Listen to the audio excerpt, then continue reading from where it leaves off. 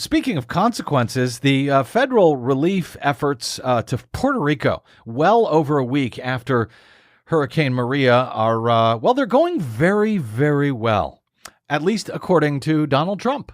As far as Puerto Rico is concerned, we have had tremendous reviews. We're doing a great job. Everybody has said it's amazing the job that we've done in Puerto Rico. So I think we've done a really good job. We are going to do far more than anybody else would ever be able to do. Totally.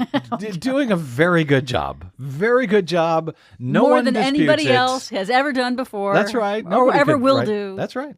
Well, in a series of tweets on Thursday night and Friday morning, Trump continued to tout his administration's response to the devastation in Puerto Rico after two hurricanes tore through the island, Hurricane Maria and what was the other one? That was Irma? Yes. And Trump continued to bash the media coverage of the federal government's recovery effort so far. Trump has claimed that the media has not been covering his administration's efforts fairly. And he boasted that Puerto Rico's governor told him that he was pleased with the federal government's response so far. Of course, officials like the Puerto Rican governor aren't idiots. They have figured out that telling Trump what he wants to hear, that he's personally doing a great job on this or that's the only way that they stand a chance, frankly, of improving efforts from the government at this point at all to the ravaged island. We know more than enough now about Trump, I think, to know that telling him he's great is pretty much the only thing that he wants to hear. And he can only, I can only imagine how he would respond if leaders like the governor of Puerto Rico at this point, which is currently in desperate need, if they were critical of this man-child president. Nonetheless, today, during remarks to a speech to a manufacturing trade group, Trump continued to blame Puerto Rico itself, to blame the island of 3.5 million U.S. citizens for their own problems, citing the island's distance from the U.S. mainland, among other reasons for the worsening humanitarian crisis. This is an island surrounded by water, big water, ocean water.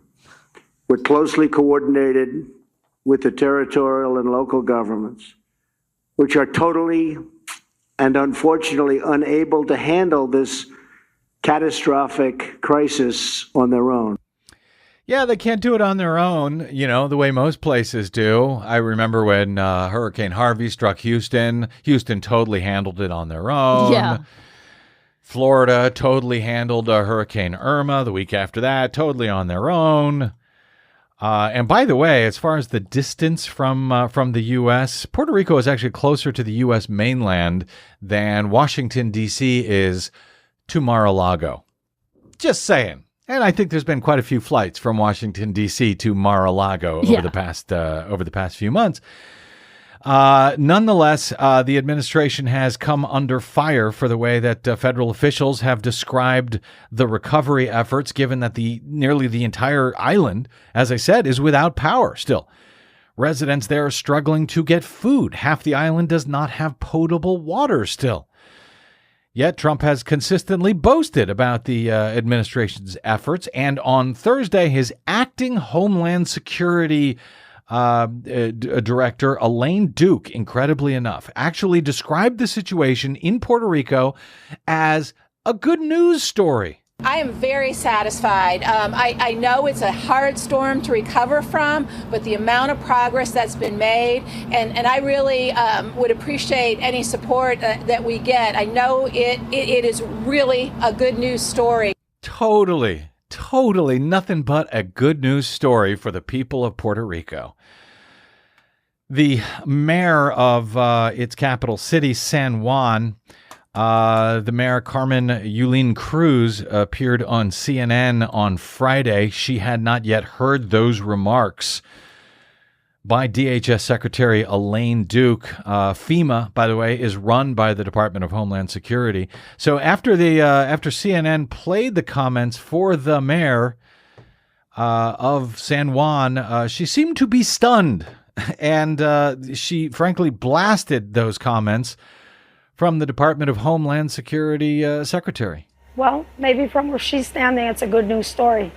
When you're drinking from a creek, it's not a good news story. When you don't have food for a baby, it's not a good news story.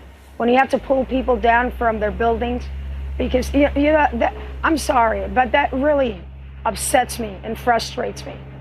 I would ask her to come down here and visit the towns and then make a statement like that, which frankly, it is an irresponsible statement, and it contrasts with the statements of support that I have been getting since yesterday when I got that call from the White House.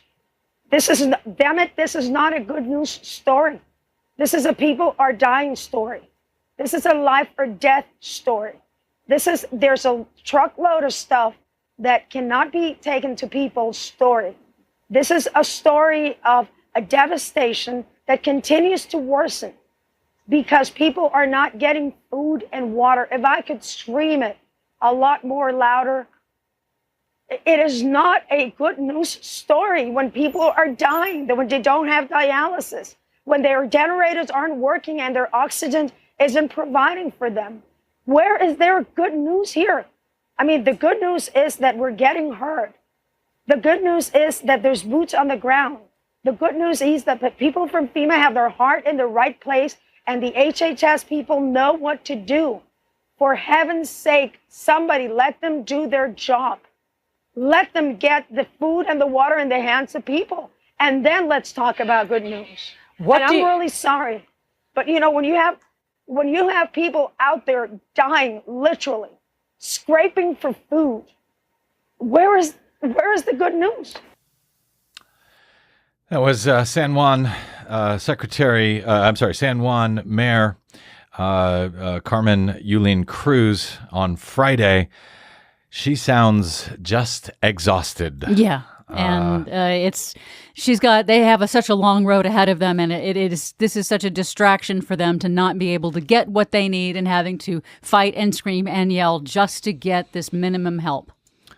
Yeah, that she and to clear out the red tape for them. That she and the governor have to keep going on TV to talk about this. There are apparently a lot of supplies sitting there in the ports, but there is no organization on the ground to take these supplies around and to get them, to distribute them where they need to be. Much of the island is still reportedly unreachable by aid workers due to the damaged infrastructure and the lack of organization on the ground by federal officials to move that aid that has arrived.